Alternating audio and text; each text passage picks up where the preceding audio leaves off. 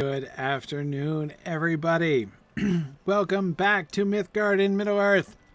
My name is Corey Olsen, the Tolkien Professor, and I am more sorry than usual. Okay, well, no, I'm more late than usual, for which I'm sorry. I apologize for the delay. Not only am I coming right from our Simfilm discussion, which was really cool, more dwarf stuff, Sons of Feanor things. We figured out an awesome backstory. So we were trying to come up with the origin story for Narsil, right? And I think we came up with a pretty good one in the end. It was pretty neat. Anyway, so yeah, exactly. I'm more late, but the same amount of sorry. No, it's the amount of sorry that's more, as in commensurate to the increased lateness. Never mind. In addition to coming from Simfilm, I also have contractors in my house today. My bathroom is being renovated, so I had to, I was getting texts in the last 15 minutes of Simfilm from, ominous texts from the contractor saying, can you come upstairs when you get a minute? And I was like, oh, man. Anyway, so we're okay. We've resolved everything, I think, and we're good. Yeah, so Fisher de Sancho is totally knocking holes in my wall upstairs. There was a really funny moment in Simfilm when they were sawing something upstairs with a power saw, and it sounded like a long sustained note. So in the middle of Simfilm, I'm like, I've heard the horns and the hills ringing. What is going on? I'm like, oh no, wait, this is the contractors cutting something. Anyway, that's why I'm late. My apologies. And we'll try to make up for it with an extra fun time here today with Gryfflet. Because, of course, I am joined, as always, by my friend Gryfflet, who's been hanging out here with Idmar and is ready to learn more about the Oathbreakers of Parth Celebrant. So what we have established so far, they are clearly Gondorian soldiers. They are, in their minds, still faithful, right? They haven't turned against... Gondor. Clearly, they are trapped in the continual reenactment of fighting the Easterlings, right, as we see them. So, anyhow, we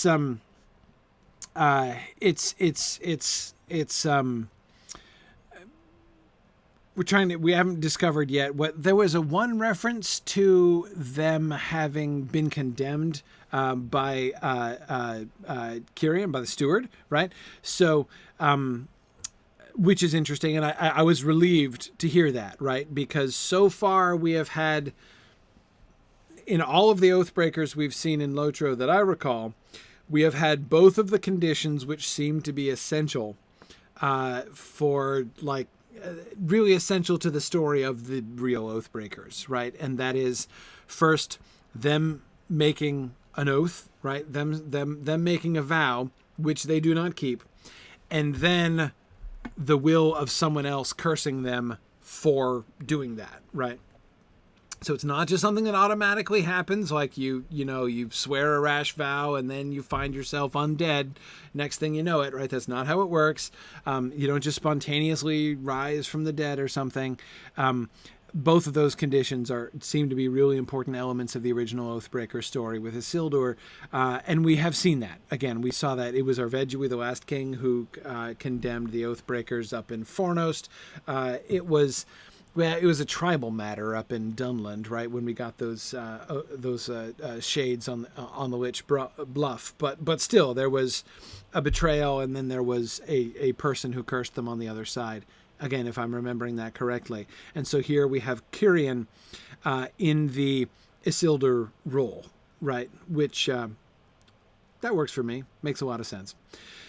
But anyway, we gotta figure out. So we're supposed to find a clue of the Shade Captain's whereabouts, and there's still some debris sifting that I'm meant to do. But I'm gonna pursue the other one, the Shade Captain's whereabouts. I'm looking for clues, and I think I'm going to be looking for clues somewhere in the overall area of that tree with the skull, which, with the help of Kiriana helpfully measuring herself against it, we've seen is probably not, again, unless we had a skull rabidash kind of situation. Definitely not somebody who would just had their face organically stabbed to a tree spontaneously, but rather that seems to have been nailed there. Okay.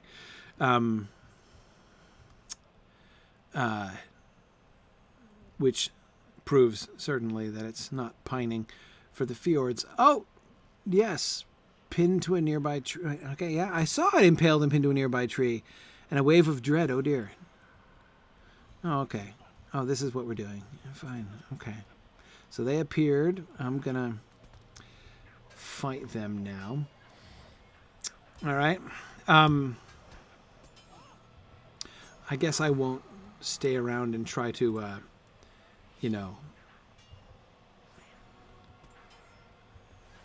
look carefully at their costumes while both of them are attacking me. Defeated the Shade Captain's defenders. Okay, Brittle Skull. I thought I said Battle Skull for an instant, and I'm like, oh, the Battle Skull. But no, okay, it's a Brittle Skull. All right, I need a step ladder, but no, you need to go up, not down, Gryfflet. The jaw of the skull crumbles. A ghostly figure appears nearby. Ah, okay. And you're holding still, which is great.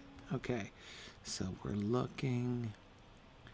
You're crossing your arms in a very unthoughtful manner, so I can't see, but it looks like a tree. I don't think there's anything different we can see. Is that the bottom of the... Yeah, there are the roots of the tree right there. Okay, and is that like a heart? His belt is really kind of interesting. I don't see any active symbols. It looks like a bunch of interlocking pieces almost. Interesting. Okay. Yeah, and Fisherdis, excuse me, I agree. He does seem to have a respectable beard, right? This guy looks like a trustworthy guy. And his name is Doron. Do I seek to pilfer the lost riches of the field? Nah. Am I just here to revel in your anguish? Oh, come on now. Is there no other option? Any conflict between you and me is without cause. If you strike me down, I shall become more... No, sorry. I shall always return until I atone for my actions. Okay, so you're locked here until you achieve atonement. Right? Again, that is another classic Oathbreaker thing. We're doing it right? That's excellent. It is not until they fulfill, to fulfill our oaths and have peace, right, is what the Oathbreakers tell to Aragorn. So yeah, absolutely. That works. Let's see, atone. All right, if I strike you down, your journey ends. Nothing is accomplished for either of us should this turn to violence. Okay, so I can't win, but you can, right, is what you're saying? Right. Know this, if I seek redemption, for it was my actions that brought this terrible curse upon us, and my actions that betrayed my lord Cirion in his time of need. That's not good. I see that sigil you hold. Which one? I have a sigil? I've forgotten the sigil. Somebody remind me of the sigil I'm holding. What sigil? Did I find it? Was it found on the battlefield? Was it given to me? I don't remember the sigil. But anyway, okay. Right, sigil I hold. I may learn of my curse in time, but first there are enemies among us that need to be dealt with. Okay. Yeah, I can't remember. Sigil, oh, wait, hang on. I gotta oh. Wait. There are potential cosmetic choices to be made here. Let's see. Idmar. This is Idmar's robe? I thought it was the robe of the dead guy, but okay. Wow. So Idmar has... What is it? Let's look a little more closely here. Numenorian stars? Yeah, those are 7-pointed stars with the downward beam. Why does Idmar have a robe with stars of Numenor on it? Isn't he Rohirric? And then you've got that really nice lacing, right? And I was trying to figure out if that's like a sunburst. Can I see if I zoom in on the head? Oh, yeah, that's better. Huh. No, it doesn't look... I thought that might be a sun, but it's not a sun. Just decorative, I guess. Okay. Yeah, and the Numenorian thing. Okay. Interesting. Okay. That's fascinating. Ooh, and a jacket. Wait. Okay. It's kind of nice. From the front, it really diminishes my pot belly, right? It's kind of a thinning look, that whole downward V thing. Yeah. You can barely see Gryfflet's pot belly. See it from the front? Look at that. Anyway. But okay. And then a chain shirt. Look, he's got all this armor. Oops. That's not what I meant to click. Oh well. The fate that befell me and my... But it wasn't part of a big set, I think, so no worries. The fate that befell me and your men is more frightful than any the living can imagine. The decision you made that day long past will haunt me for however long I remain in this realm. Okay. Come on. Oh, man, the suspense is killing me. You can no longer control your men. That much is clear to you. Our once strong force is broken, most of them driven mad by the passing of the years, while others still foolishly revel in the riches that cursed us. Oh, okay. Riches. Our second hint here. To the south, brutish men have gathered and seek to pilfer the relics of this land. Don't they always? Those bandits, you know, always pilfering from historical sites. It disgusts me that they have remained mostly beneath the notice of your allies. Return and whoever sent me here and alert them of their foolishness. So alert Idmar of Idmar's foolishness or of the foolishness of the bandits? Okay. Sam thinks I've been corrupted by the Lotro fashion police. I prefer symbolic garb, but you know. All right. You've one more thing to ask. Okay. You've sent me to request the aid of the Horse Lords. Should they fail to move against these invaders, I demand that action be taken. Well, if they should fail to move against the invaders, that would be an ironic... What's the opposite of a recapitulation? Like an uncapitulation, right? Of the Battle of Celebrant, right? These wicked men have invaded our land, and such indifference to their occupation is intolerable. Travel to the south and find them in their camp. Give them no quarter. Oh, the brigands! Right. So the brigands are the invaders. I was confused, in fact, indeed, for... no, Doron, I'm still confused. So hang on a second. So... Are you speaking metaphorically when you're calling them invaders? Like they're bandits who are coming and they're pilfering from the you know, the ruins. I get that, and I can understand how that's like disturbing and stuff. That's fine, but is this a sign of Doron's obsession?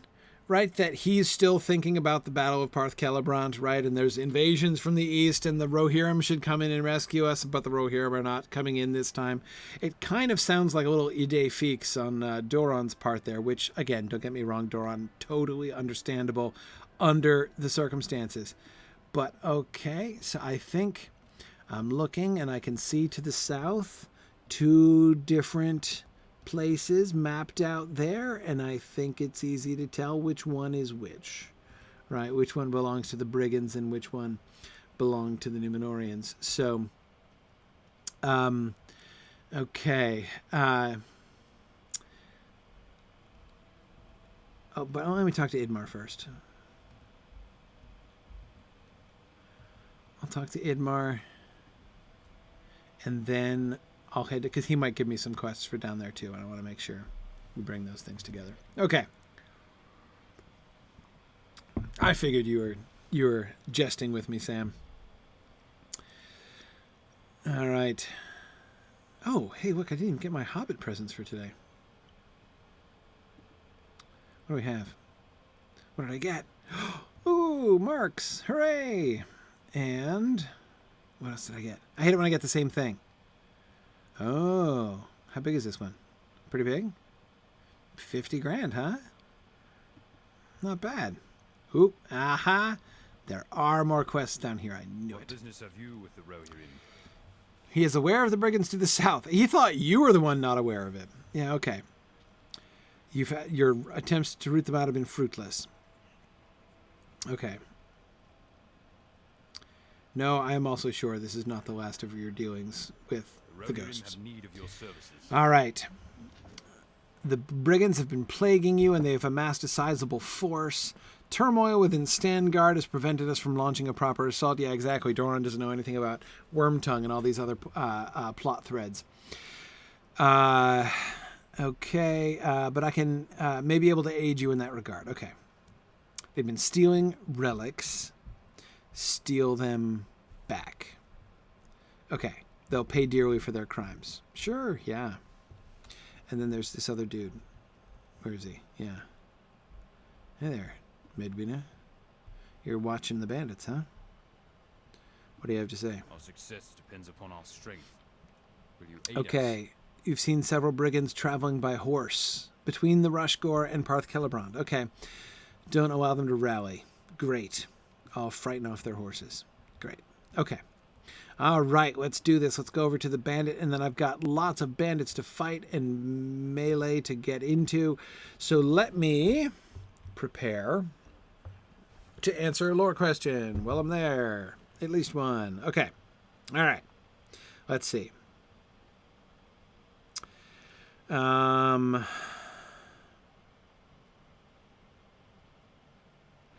Let's see.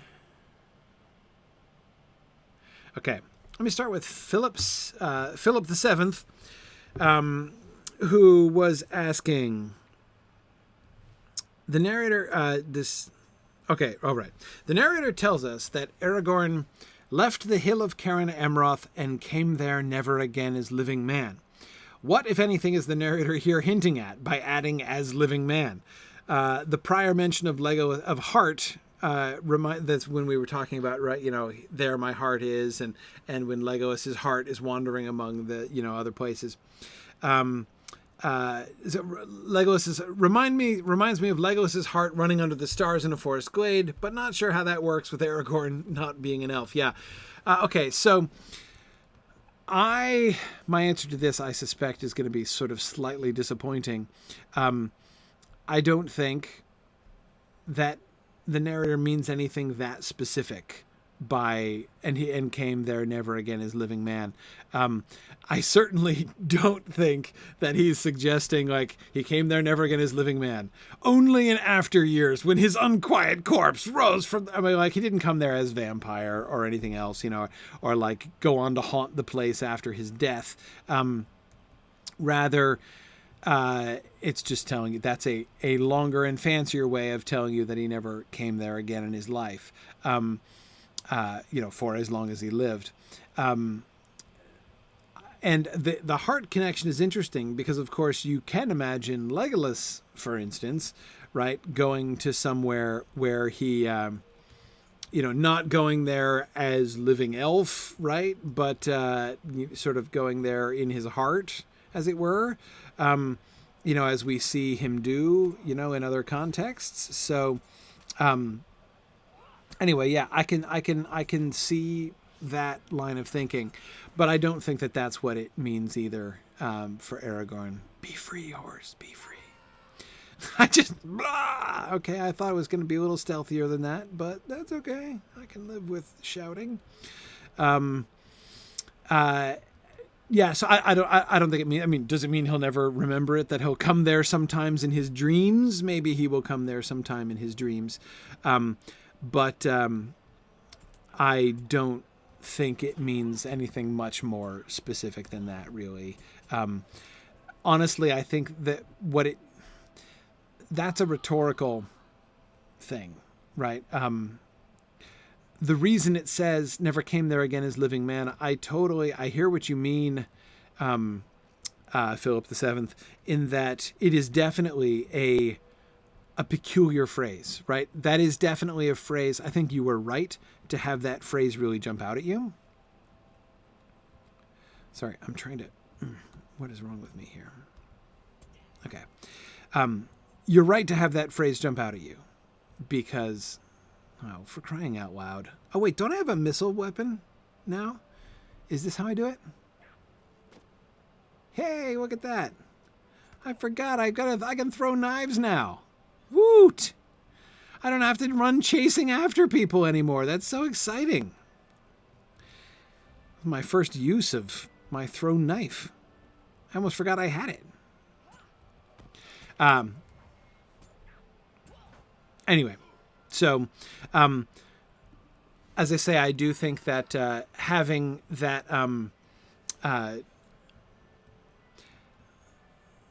there is a reason. There is a good reason why that usage should kind of catch your ear, right? Because it is an unusual departure, but it's unusual in the sense of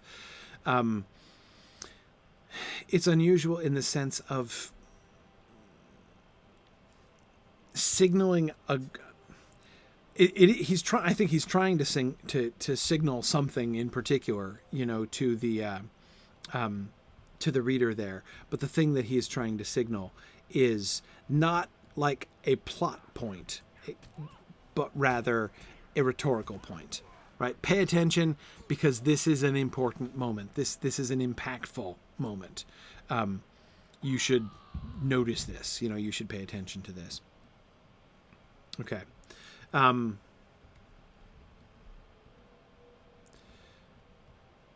right. Oh, I might have thrown knives for fun when I discovered it, but this is the first time I think I used it, in the face of the face of the enemy.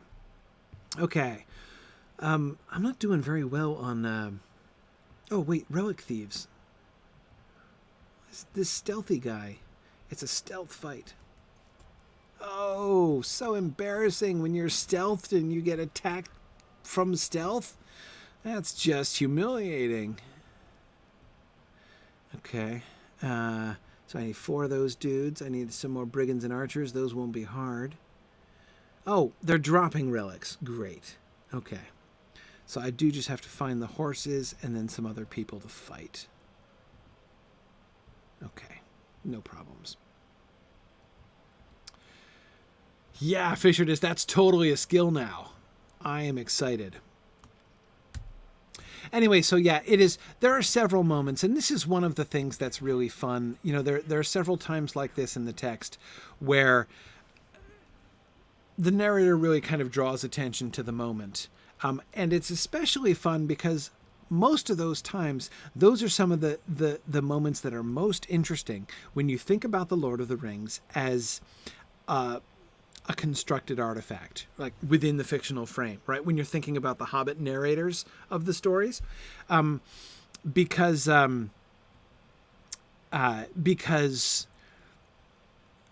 the narrator does that kind of thing, oh, hang on, go after this guy here.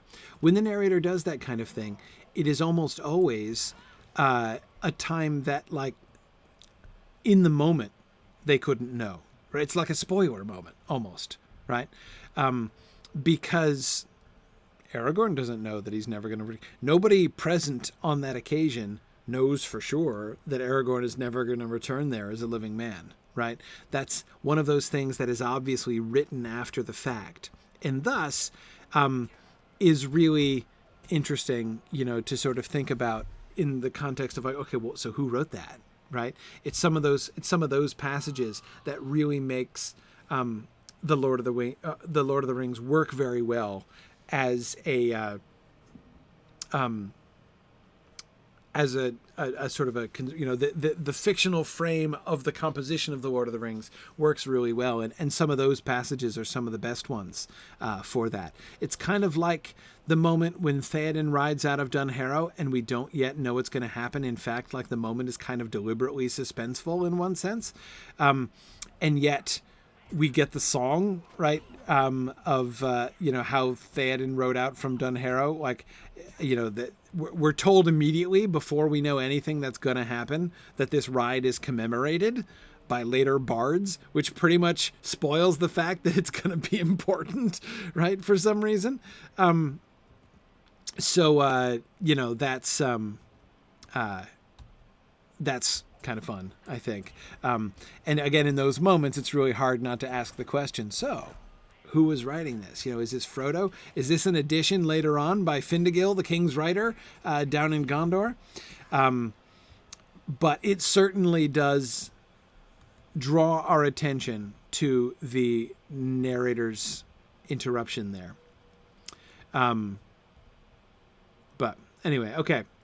All right. Let's see. Precognitive bards. Yeah, it's kind of like that. All right.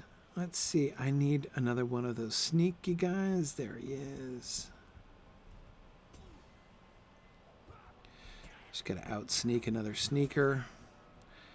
Was that? No, that was only 3. I still need another one. Wasn't there another one back down this road same way?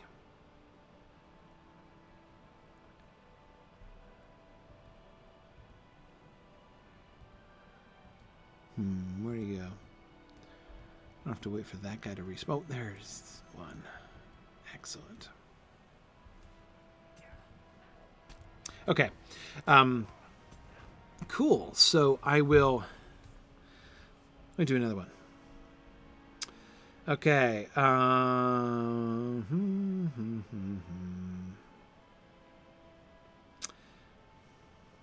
right. Gnagarwina, I will answer yours.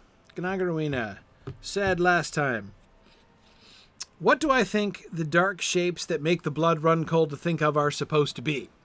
That is, it's a quote from Butterbur in The Return of the King. His full quote is, and there's dark things in the woods, dreadful things that makes the blood run cold to think of. And you may remember that Aragorn says a very similar thing, right? That strider he is, right, to a fat man in Bree who lives a day's march away from foes that would freeze his blood. So, the freezing of the blood of Butterbur is foreboded by Aragorn at the Council of Elrond, and then indeed the blood of Butterbur freezes in good earnest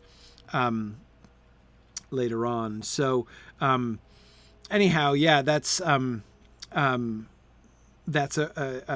really interesting question. What is it? I don't know. So, well, first of all, we can do a little bit of process of elimination here. What is it not?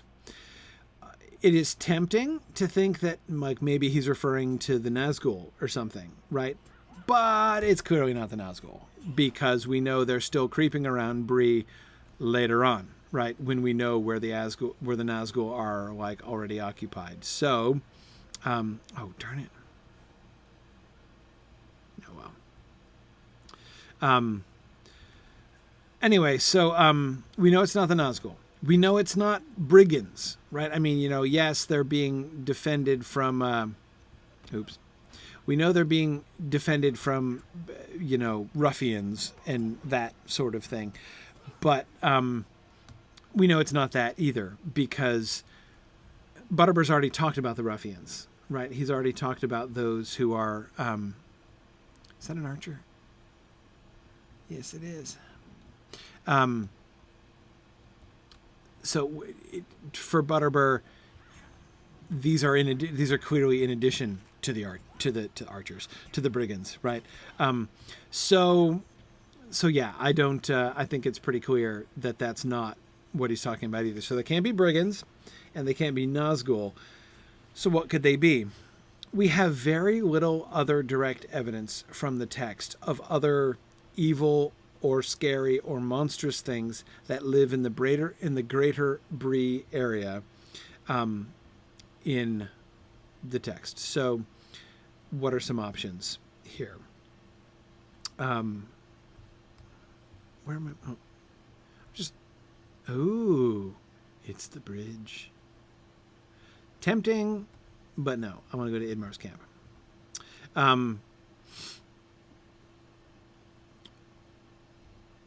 Trolls are another thing that are possible.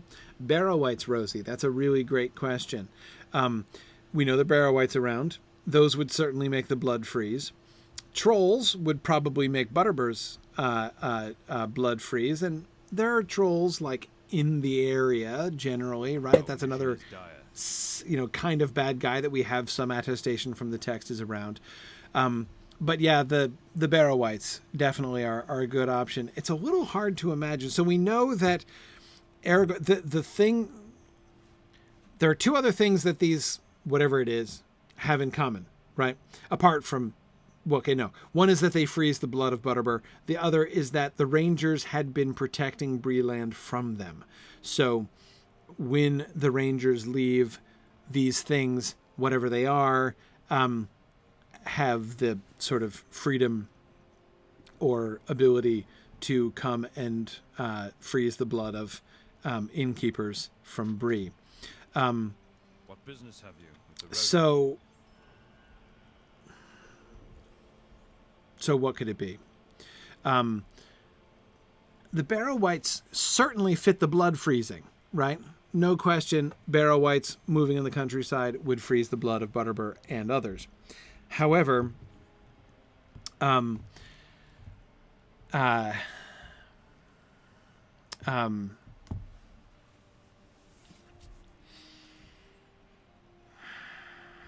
hard for me to see the Barrow Whites roaming about. Are the Rangers hemming in the Barrow Whites? Would the Barrow Whites get all expansionist if the Rangers weren't there to hold them in? That I have a hard time thinking. I mean, they seem to be pretty well haunting the Barrows themselves, right? And I am not at all sure that they would come out roaming the countryside. Maybe. I mean, I can't absolutely prove that, but they kind of seem like, you know, they kind of seem like homebodies, the Barrow Whites, is what I'm saying. So, yeah, I'm not sure Barrow Whites fits. They fit half of the criteria, but not the other half as far as I can see. I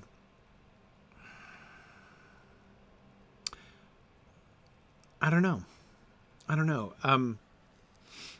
I mean, that's, of course, is the only real answer. We have no idea. We're not told what they are. And this is another one of those moments where Tolkien does a wonderful job of this, right? We're just kind of left to imagine ourselves, right? What could be in the woods there, right? Not Knickerbockers, Doug McGill, though there certainly are plenty of those in the landscapes of the Brelands in the game. They don't chill the blood so much as annoy the brain, but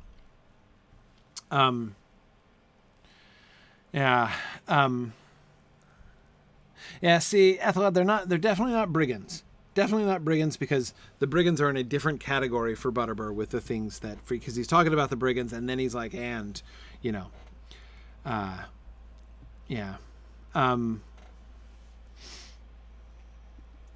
What business have you with the Rohirrim? But of course, I'm not super satisfied with just saying I don't know. This is of course my standard approach. My standard approach is to say first I don't know. That's the answer to almost every Tolkien question. I don't know. But then I'm happy to speculate. Oh, Fisherdist, that's a great suggestion. Bolster Whites, right? Yes, the unquiet spirits of dead bolsters. That would make Butterbur's blood run cold, but you'd think they'd be haunting Bill Ferny, honestly. Like, why would they be haunting Butterbur? That's just not fair. But, you know, maybe Bolster Whites are unreasonable in that regard. Walking trees.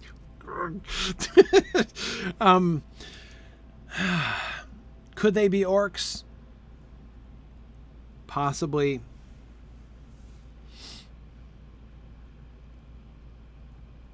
If I had to make a guess, I would think trolls.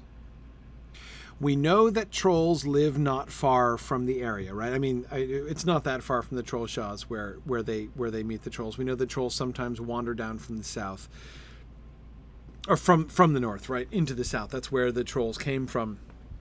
That's where, you know, Bert and William came from. But I don't think it's undead things. I don't think it's a haunting exactly. Yes, it makes his blood run cold. But again, like, if you told Butterbur, like, there's a troll in those woods over there, like, he's huge and fierce, he only has one head, but he does want to eat you, his blood would run cold, right? No question. So, I mean, trolls are figures out of, like, stories, and stories that Butterbur might not even be particularly fond of. So, I do think that Butterbur would have his blood run cold at trolls. I can't think of anything else that we have any reason to believe would be likely to be haunting the forests around Bree. Now, that doesn't, again, rule out something else. The reason I wouldn't think it was orcs is because I don't think we have a single example of orcs do anything, doing anything like individually, right? I mean, if there were orcs, you'd like know it, right? Because there would be a lot of orcs and they'd be attacking en masse, right? Or pillaging en masse. That wouldn't be a secret. It wouldn't be solitary dark shapes in the night, right? And yet, Phil, I do suspect it's in the night too, which again would support the troll theory, right? And trolls, we know the trolls will attack human settlements, right? Often eating up to 1.5 villages worth of people, right, in any given outing. So we know that they will attack human settlements, but they're not going to attack something as large as Bree. So one could see how to Bree, and even to the other of the Bree villages, right? You know, the villages there by Bree Hill, those are all still pretty close together and stuff. So you could imagine trolls staying clear of those, even if they might attack outlying farms and things like that.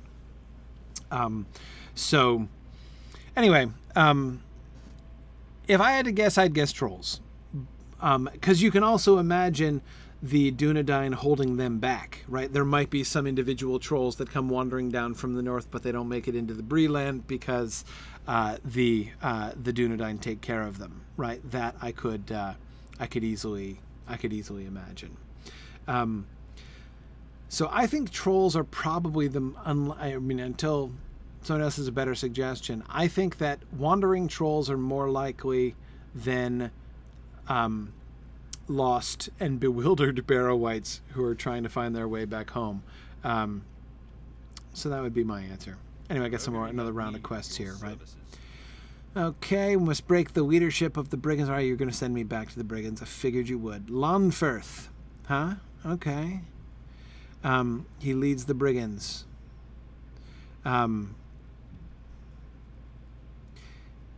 He won't personally venture into Ost Celebrant, huh? Interesting. The spooked leader. And then leading through fear, or leading despite a fear, whatever. Okay. Will you aid us? The men... Okay, so I gotta burn stuff. Great. Okay. Burn stuff and fight their leader. I can do this. Hey, that gives me more time to answer lore questions. Fantastic. Let's see. Ethelot asks, what meter is Gimli's song about Doron in? Okay, well, let's do that together. Let's see. I'm just picking a random line I can remember off the top of my head. When Doron woke and walked alone, he named the nameless hills and dells. He drank from yet untasted wells. He named the nameless hills and dells. He drank from yet untasted wells. He stooped and looked in mirror and saw a crown of stars appear. Hear it? What is it? Let me ask you what meter that's in. The first thing to do is to hear the rhythm. Right, what is the fundamental rhythm of the line? And the rhythm of the lines of the Doron song is quite clear, right?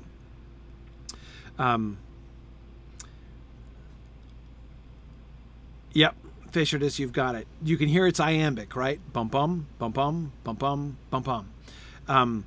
Yes, he drank from yet untasted wells. It's very regular, right? That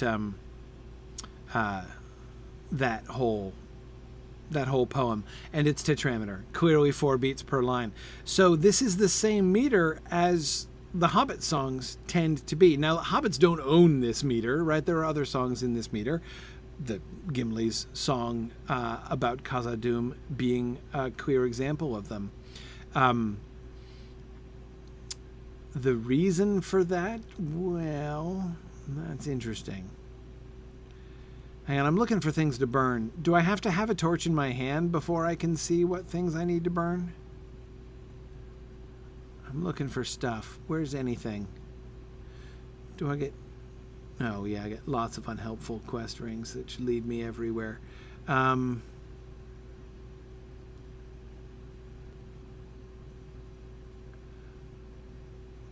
guess I gotta pick up a torch first. I don't know, pick up a torch. Can I go stealth mode while carrying a torch? Because that would be fun. Let me see if I can do that.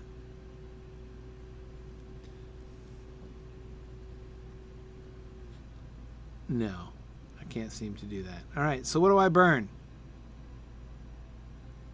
What do I burn? I'm seeing torches sparkling. Need to burn something. I've got a torch. Sort of. Tattered mark of the eye? I'm not gonna burn that. Here's me running around with a torch and nothing to set on fire. Okay. I don't have very clear memories of the time I went through, and I can't even fight this guy because I'm carrying a torch. What on earth am I meant to set on fire? Man. Yeah. One of my only clear memories of this area is how much I hated this particular quest.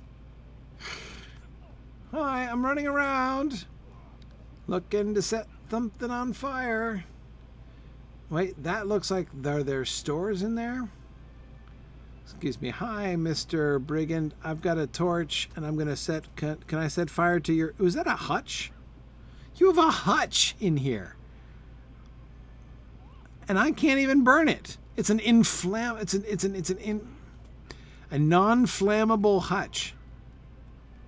Hey, I found some food stones to burn. That's exciting. Oi.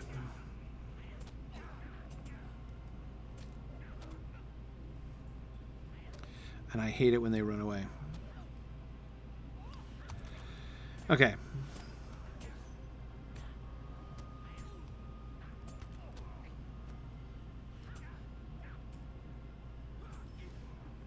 Are they running away to fight my healer? Yeah, that's what I thought. Haha! I shall throw knives at you from a distance. Because I can. Okay. Alright.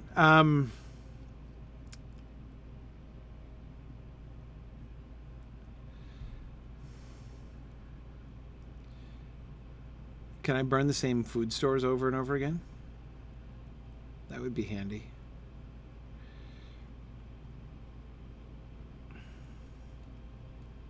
Ooh, pontine, that's a great question. Yes!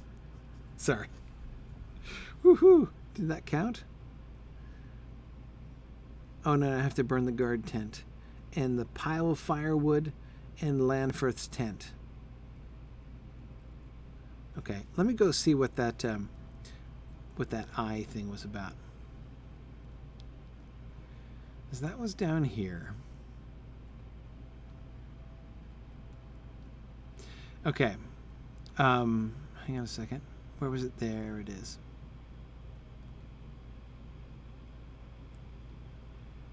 Tattered mark of the eye. I hold a scratched symbol of the eye wreathed in blue and red flames. Ooh, blue and red flames. As I look over the trinket, I note that it appears much less worn than the other treasures the brigands have amassed. This looks like a bribe. A symbol of dread. Okay, can I burn this tent now? Is this... Oh, it's Lanfirth. Hi! I'll be vanquishing you today.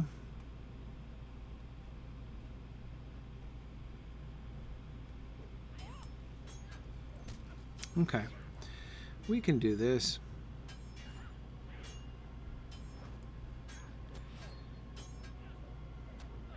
I think... Is that guy going to sneak away? I thought he aggroed me, but he then didn't. Oh, no, now he's sneaking. I see you perfectly plainly. You think you can sneak up on me, but you've got another thing coming. Okay. All right. Defeated Lonferth.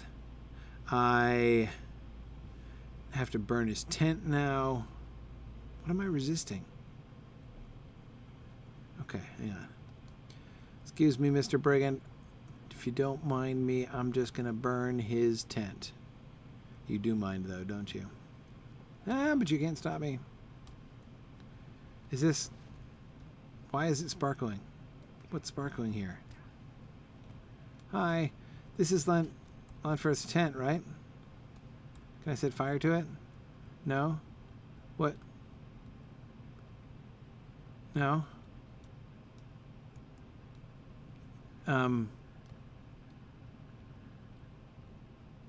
Do I have to click on something here? No? Why won't the tent burn? Oh, I remember how much I hated this. Okay. All right. I'm just going to go tent to tent. Hi, ooh, look, maps. Those look like they would burn, except they don't. Pile of firewood. What's sparkling over there? Oh, the backpack. I'm too busy not burning things to pick that up right now. Okay. Is that a bag of potatoes? Oh, okay. I see. Oh, is that the firewood, Kiriana? Okay, thank you. Hooray! Okay. I appreciate your assistance. Okay. All right. So hang on, Pontine. I have to finish being frustrated by this whole scenario before I can. So what am I missing?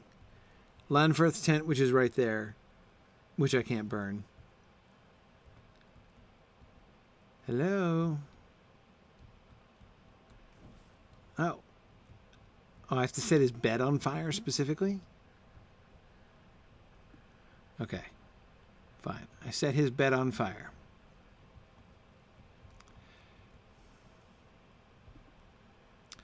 Okay, that's disturbingly symbolic. All right. Then this leaves me with the guard tent. Guard tent. Is that this other big one over here? Do I have to go inside this other tent? Hi. Is this the guard tent? Excuse me. Don't mind me. I'm just trying to set fire to your beds. No, not working. Don't know if this is the right tent. Excuse me, I might have the wrong tent.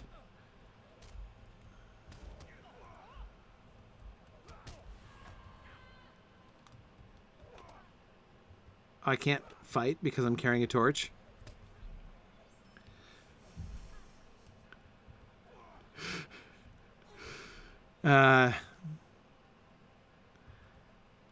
Okay. Oh, dear me. Okay, I'll try the other. It's presumably not one of these little pup tents. Is this it? No. No. Those are not flammable beds. Let's see. Ooh, how about here? Is it? Oh, no, that's the back, not the front. Hello? Is this the guard tent? It's near the door, so maybe it is. Wait a second. It's this little tent? Seriously, that's the big statement? Having burned that little one-man tent? Now they're gonna run.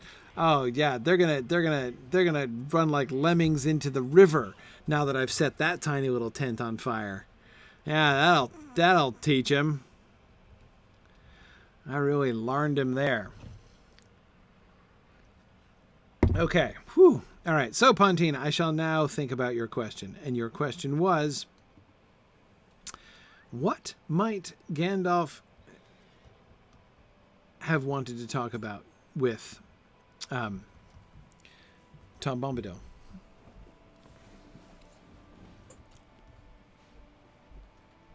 He is a moss gatherer, and I have been a stone doomed to rolling.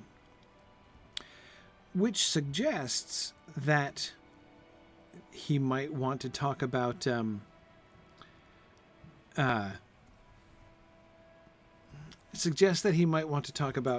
something other than rolling, right? That is, talk about the moss gathering process, like talk about Tom Bombadil's experience and his sort of reflections on life in the old forest for the last, 100,000 years.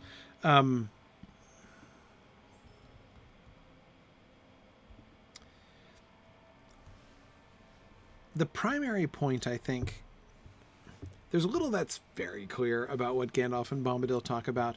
The one thing I would say it's pretty clear that they don't talk about is current events, right? Gandalf has been scampering about, focusing on trying to learn what he can about what's happening, trying to anticipate what's going to happen next and how do they respond and what's going on.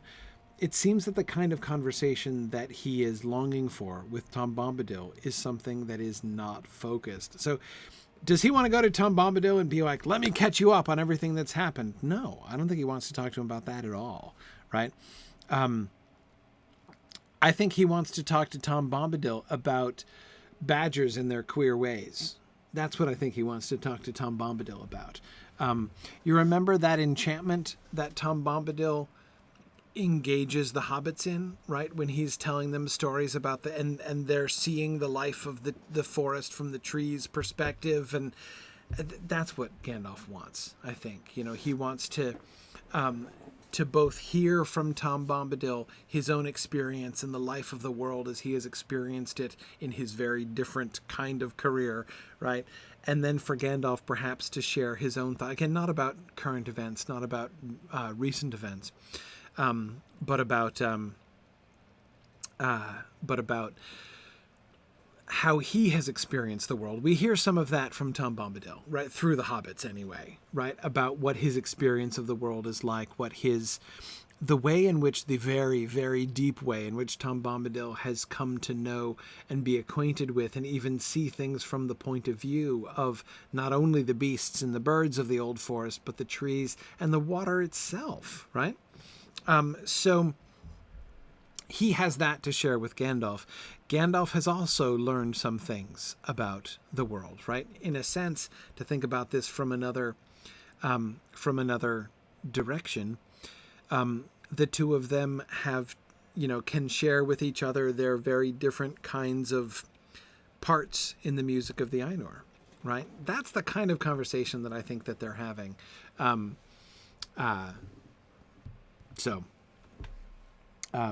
Yeah. Okay. Sorry. Oh yeah. What brings you to these lands? So it's got blue fire, which is really interesting, right? I suspect that has to do with Easterlings. But kind of interesting that they're projecting the blueness of their own symbolism onto the Eye of Sauron itself, which is kind of interesting. Picturing Sauron as a blend of blue and red, or surrounded by flames of blue and red. Does that suggest that they're seeing themselves and the orcs, who would probably be represented by the red flame, as sort of the two commingled armies of Sauron, or servants of Sauron, or worshippers of Sauron, or how would that work? I wish I knew more. We'll have to see. Okay. I don't know what Lanfirth would have come by such an object, right? Yeah, filled me with dread too, but I'm recovering. Take this to Doron and see if he knows what it is. Okay, well, let's ask the ghost. That's a good plan. Will you aid the horse lords? Oh yeah, I already told you. Ooh, pants.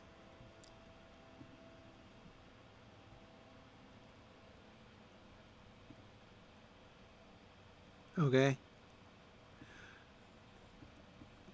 Are these haunted leggings in the sense of, like, they come haunted, or haunted people wear them, or... I think I'm good. Okay.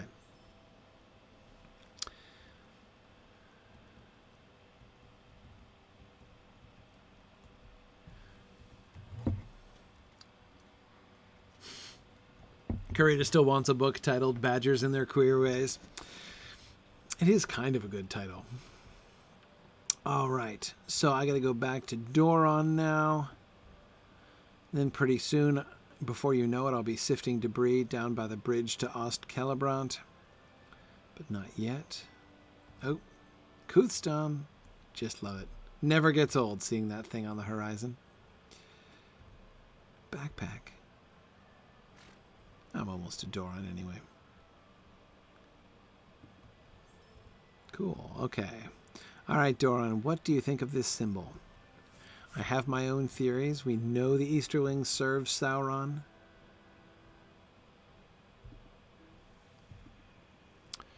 Okay. What do you think? You've seen its make before. The eye I do not recognize. Ah, you wouldn't, would you? Because, of course, Sauron hadn't openly declared itself. That's very good.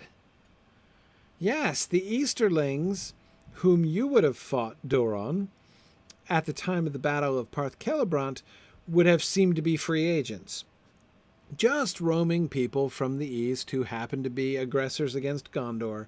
The Appendix A says explicitly that, you know, the fact that all of these things were guided by one hand, both what's going on here and what's going on with Angmar up in the north, was not apparent to them for some time, right? And that time hasn't come yet. So, no, that's good. Oh, very good. These markings along the edge remind me of trinkets once carried by those that brought war to our land. Yes, why would such a symbol be in the hands of these men? Why would it look so far beyond my time? Well, you've been dead a while, Doron. What can I say? Okay, I've proven my worth. Great. Okay, now what do we do?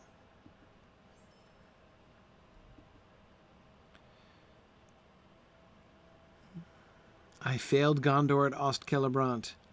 I knew this was going to come up as I was almost done. And I condemned myself and my men to this unnatural existence.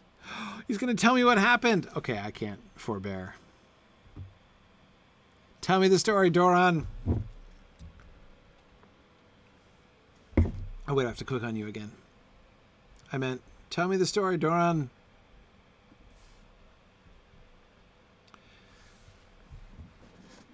Keen to hear. After contemplating a vile symbol recovered from brigands, Right? Doron, leader of the Oathbreakers in Parth Celebrant, Sure. has chosen to confess how he and his men came to be cursed.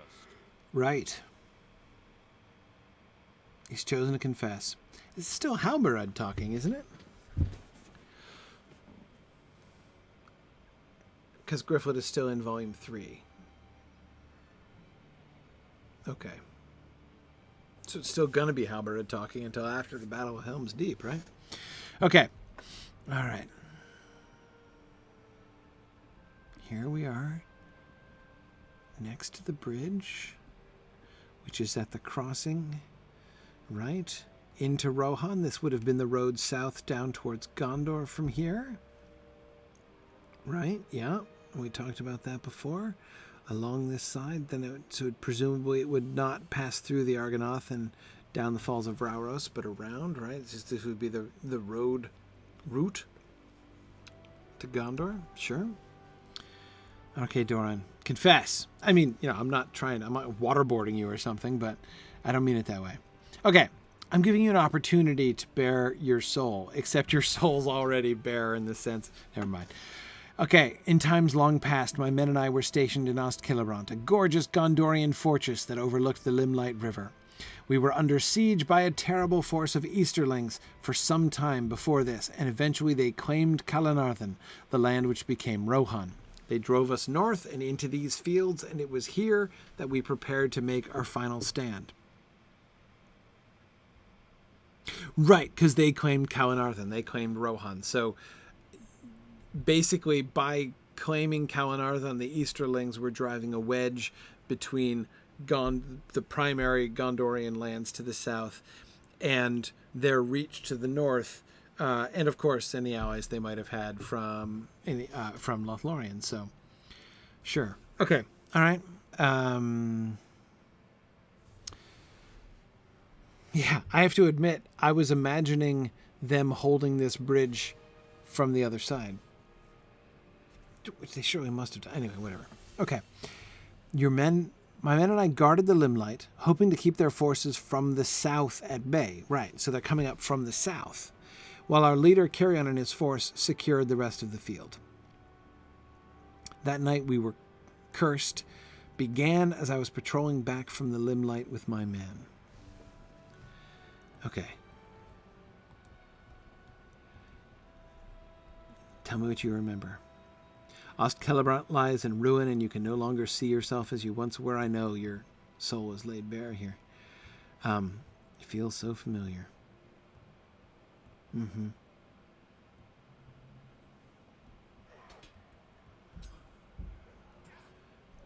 You're a terrible Easterling, huh? Are you like an Easterling who's terrible? Or are you just really bad at being an Easterling? Ooh, that's a dagger you wear on the small of your back? That's kind of cool. But you don't have anything on you. Wait, what's that belt buckle?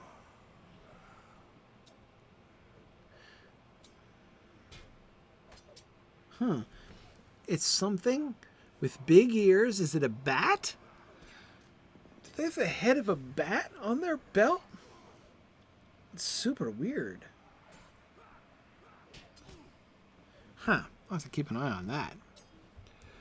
Don't worry, Doron. See? Look at that. I knew you had this. Don't even need my help.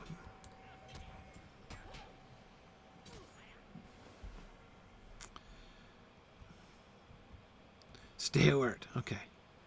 Right. So they're attacking, and we're still on this bank, right? We're going north for some reason from the bridge. Okay, we're leaving that bridge behind. Okay. They should not have been able to cross the limelight. Right, because we were containing them to the south. Our men to the south have failed. We must retreat to Celebrant. A harrower? Probably not in the agricultural sense. Okay.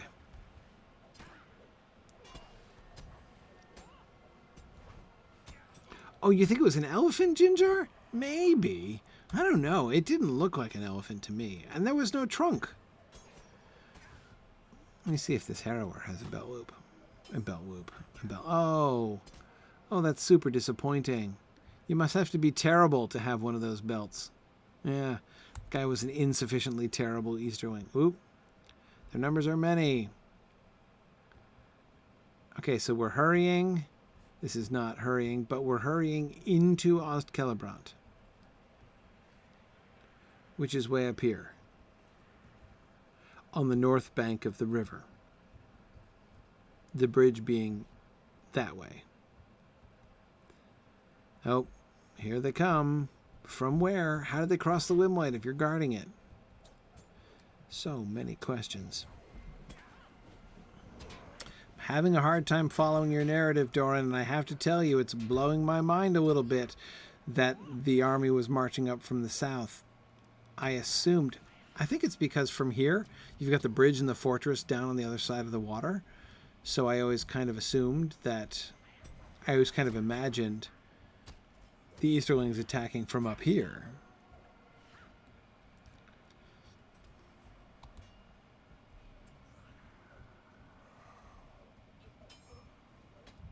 Okay.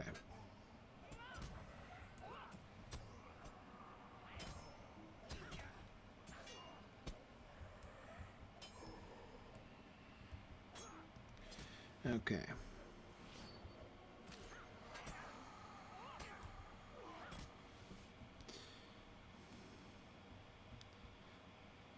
Why did I fail? Oh, did Doron die? He said that wouldn't be a problem. All right.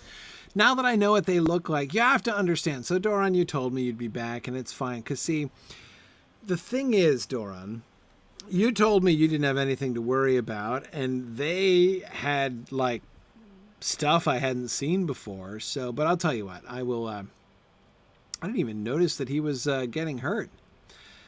Okay. All right. See, I wasn't trying to protect him because I didn't think he needed any protection, but okay. Yeah, see, because of the way, it's this bridge right here, right? How the fortress is to the south of this little loop of water. right? But of course, that's not the main bridge. We're nowhere near it. Oh, sorry, Doron. Look, I told you I wouldn't. Sorry. Focusing. Absolutely. Absolutely. Oh, sorry, here you go. No problem. That's right, Easterling. I'm not going to let you hurt my ghostly friend.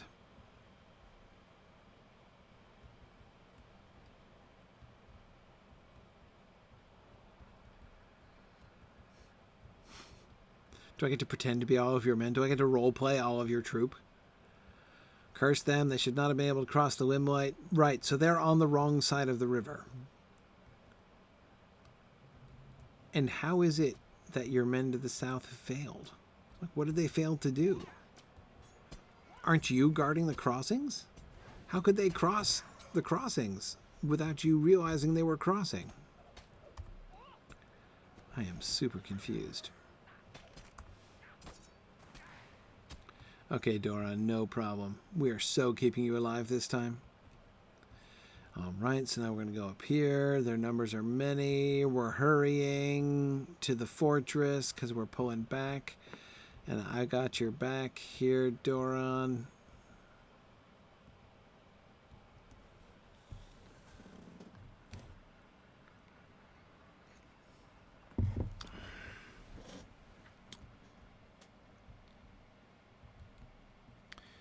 We have to wait too long.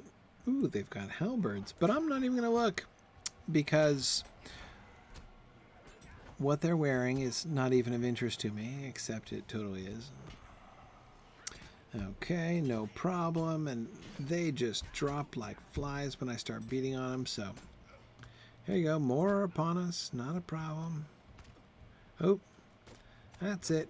See, look, I'm tanking for you, Doron. No troubles.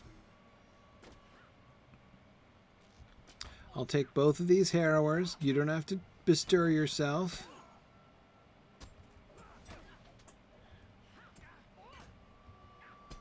Okay.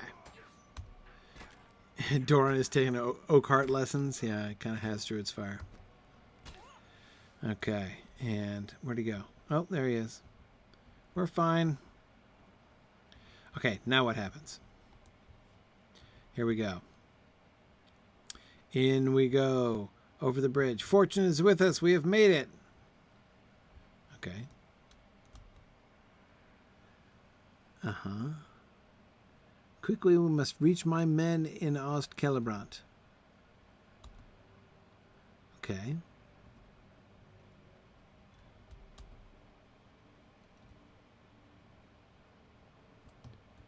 So much terror has consumed the field in so small a time.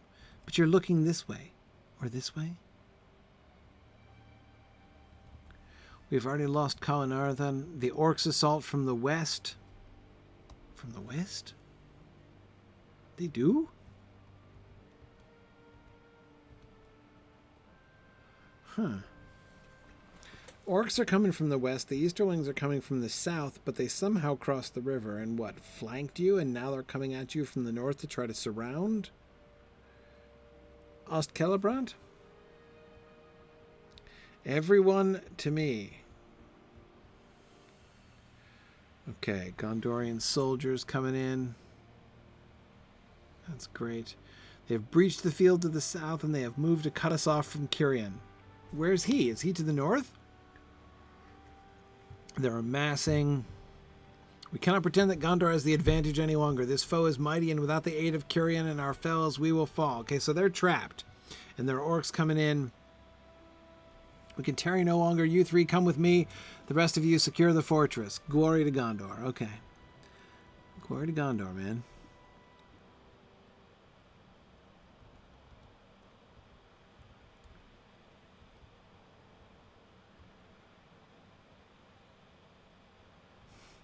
We're wafting. We're wafting.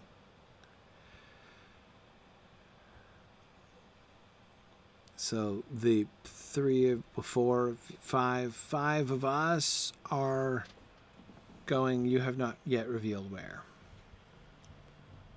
They're securing the fortress.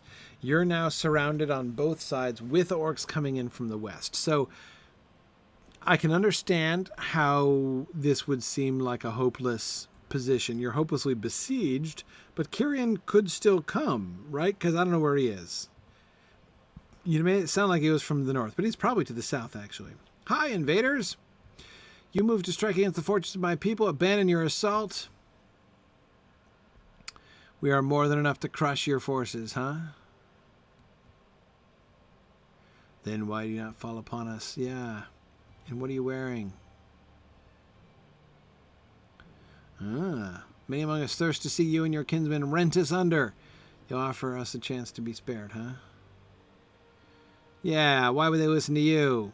Even though you do have a really nice cloak. The treasures of Rune, all this and your lives will be spared. Take this and abandon your worthless charge. Let us flood across the limelight and hinder us no longer. When Gondor lies in ruin, you and your men shall remain. Ooh, nice. Nice. We will slaughter every last one of you. Your leader and your fellow kin on the field will... what? Not escape. Has your mind been lost? We should never consider an offer from these brutes.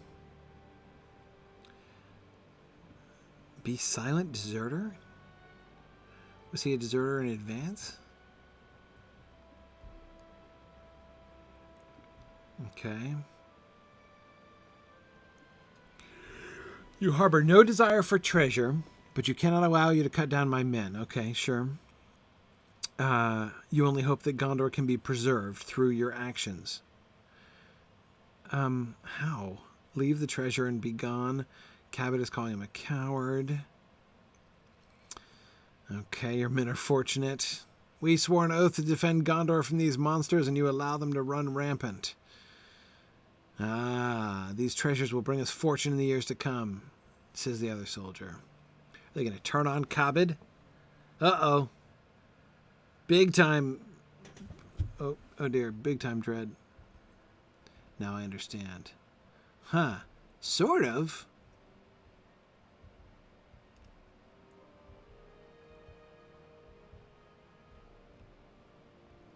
I kind of understand, Doron.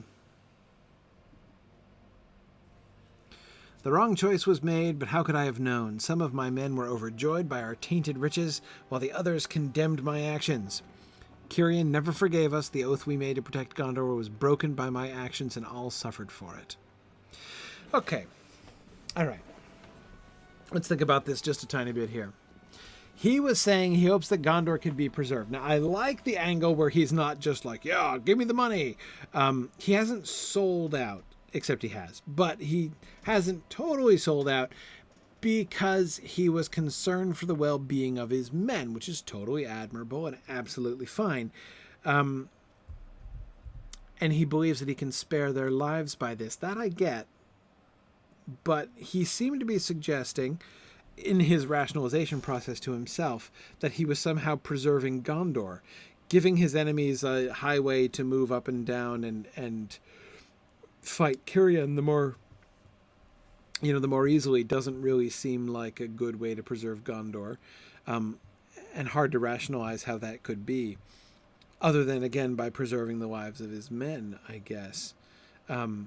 Is he suggesting that his own capitulation to the Easterlings is like what, the rest of Gondor should do, and thus spare itself? Maybe? Something like that?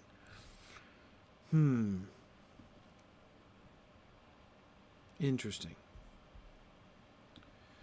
My goodness, I have all these things. Okay. Oh, I just got a sinking feeling. I don't have a... Phew! Just glad I don't have any quest items in there. All right. Let us leave this memory. Okay, let's leave the memory.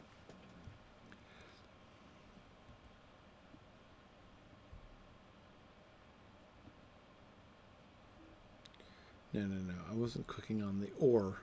Okay. Now I understand your past. Yeah. After a time, a few of my men and I returned to the front with Kyrian, but by then, word had spread of our treachery. Kyrian cursed all of us, and condemned us to serve until the Horde no longer posed a threat to Gondor. You feel your guilt, but you do not understand what can be done to lift your curse. The Easterlings are just unorganized raiders. How would they ever pose a threat to Gondor now? Okay. So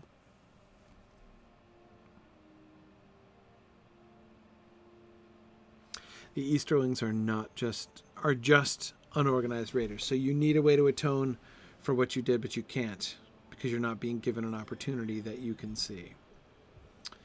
Okay.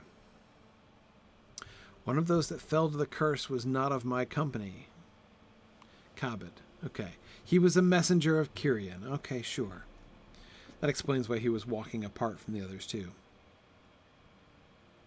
However, seeing his fellows fall among and sensing the futility of things, he fled. Okay.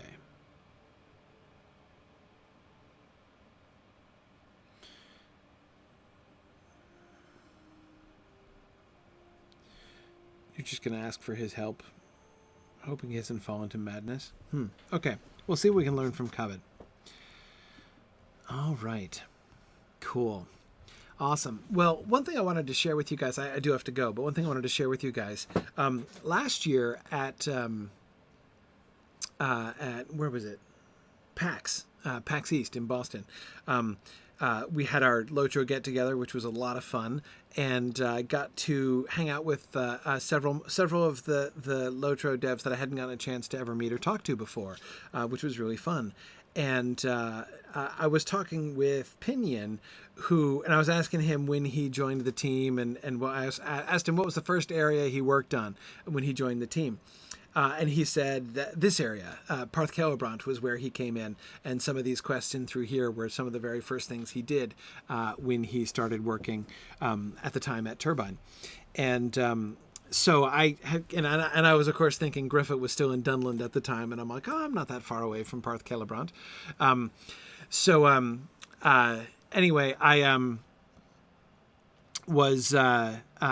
So I was thinking it would be really fun to talk to Pinion about his experience writing these quest lines and sort of what he was thinking as he was going through this stuff.